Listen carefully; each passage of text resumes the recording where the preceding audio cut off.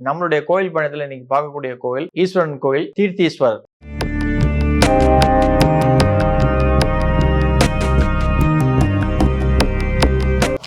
நமஸ்காரம்.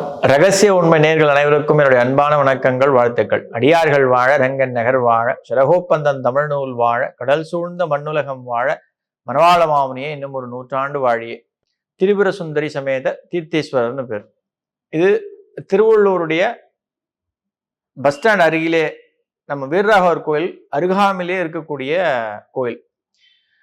வீரராகவர் கோயிலுடைய புஷ்கரணியிலிருந்து ஒரு ஒரு 2 நட நம்ம போனாலே இந்த கோயிலை வந்து சென்றடைஞ்சிடலாம்.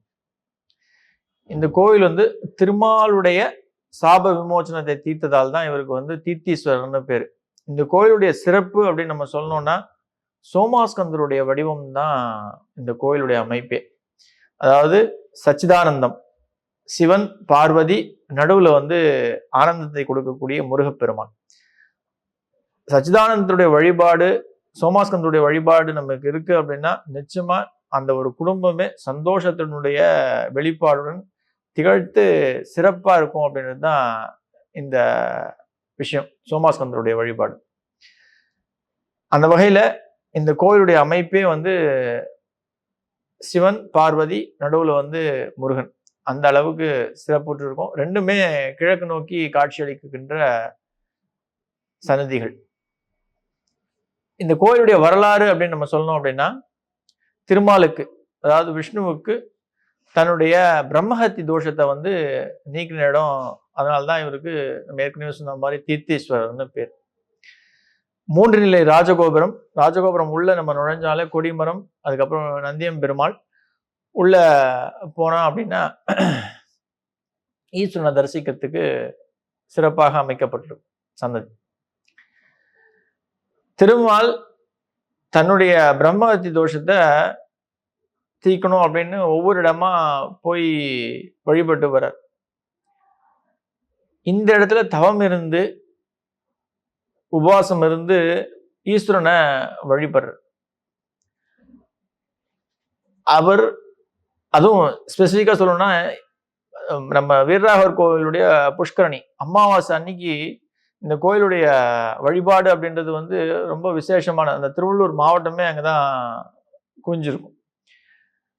இந்த கோயில், இந்த புஷ்கரணியில நீங்க வந்து வெல்லம், உப்பு அதை நீங்க கரைச்சு தீர்த்தா மாடுறீங்க அப்படின்னா நிச்சயமாக உங்களுடைய பிணிகள் அனைத்தும் வந்து உங்களை விட்டு விலகிறதா ஐதீகம். அந்த வகையில திருமால் இந்த புஷ்கரணியில குளிச்சுட்டு அமாவாசை, பௌர்ணமி, அப்புறம் மக நட்சத்திரம், அந்த நாட்கள்ல போய் நீங்க சிவனை, ஈஸ்வரனை வழிபடுறீங்க அப்படின்னும் போது உங்களுடைய தேவைகள் அனைத்தும் பூர்த்தி ஆகுதா ஐதீகம். அதே போல்தான் திருமாலே தன்னுடைய பிரம்மஹத்தி தோஷத்தை நீக்கணும், விலக்கி நம்ம வந்து நம்மளுடைய தீர்த்தத்தை கழிக்கணும், தோஷத்தை கழிக்கணும் அப்படின்றதுக்காக இங்க வந்து தவம் இருந்து இந்த புஷ்கரணியில குளிச்சுதான் வந்து ஈஸ்வரனை வழிபட்டதாக வரலாறு கூறுகிறது.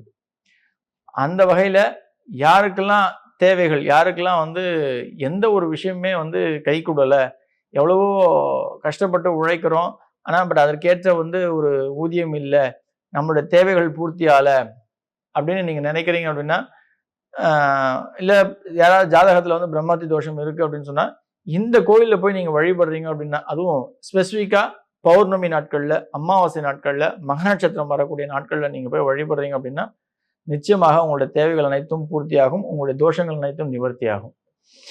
அதுலயும் பங்குனி மாசத்துல வரக்கூடிய வளர்பிறை அஷ்டமி அன்னைக்கு வந்து சூரிய பகவானுடைய ஒளிக்கதிர்கள் ஈஸ்வரன் மேல இந்த 16 கால் மண்டபம் தாண்டி டிராவல் பண்ணி ஈஸ்வரன் மேல வந்து விழுறதா ஐதீகம் உண்டு. அந்த ஒரு சிறப்பு பெற்ற ஒரு கோயில் தான் இந்த தீர்த்தீஸ்வரர் கோயில். இந்த கோயில்ல விநாயகர் உண்டு, அதே போல சுப்பிரமணிய சுவாமி உண்டு, மகாவிஷ்ணு, நம்மளுடைய தட்சிணாமூர்த்தி, பைரவரும் உண்டு. ஜென்ரலா எல்லா கோயிலையும் இருக்கா, ஈஸ்வரன் கோயில இருக்கா மாதிரி இங்க வந்து அமைக்கப்பட்டிருக்கும். அதே போல பட் அம்பாள் கிழக்கு நோக்கி இருப்பா. அதே போல திரிபுர சுந்தரி ஈஸ்வரனும் வந்து கிழக்கு நோக்கி நமக்கு காட்சி கொடுப்பார். இவன் 2 பேருக்கு நடுவுலையும் இருக்கிறது தான் முருகருடைய அமைப்பு. ஏற்கனவே சொன்ன மாதிரி சோமாஸ்கந்தருடைய வடிவமைப்பு.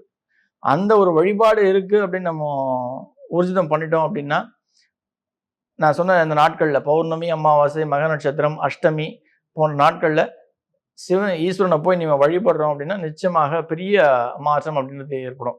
இந்த புஷ்கரணி இன்னும் டெக்னிக்கலா சொல்லணும் அப்படின்னா, அந்த புஷ்கரணிக்கு வடமேற்குல தான் வந்து இந்த கோயிலுடைய அமைப்பே இருக்கும். அந்த கோயிலுடைய விசேஷமே அதுதான். அந்த நாட்கள்ல போய் நீங்க வழிபடுறீங்க அப்படின்னும் போது நிச்சயமாக பெரிய ஏற்றம் உண்டு. ஏன்னா அதனாலதான் அவருக்கு வந்து திருமாலே வழிபட்டு தன்னுடைய பிரம்மஹத்தி தோஷத்தை நீக்கியதாக ஈஸ்வரனுக்கு அந்த பேரும் உண்டு. ஆகையால் திருமாலுக்கு அந்த விஷயத்தை கொடுத்தவர் நம்மளுடைய பாமர மக்களுக்கு நிச்சயமா கொடுக்க மாட்டாரா? எதுவாக இருந்தாலும் தேவைகள் நிச்சயமாக ஈஸ்வரன் பூர்த்தி செய்வதாக ஐதீகம். நன்றி. ஆழ்வார் ஆச்சாரிய நம்பெருமானார் ஜி திருவிலே சரணம். ஆண்டாள் பிச்சொக்கலிங்கம் திருவிலே சரணம் சரணம் சரணம்.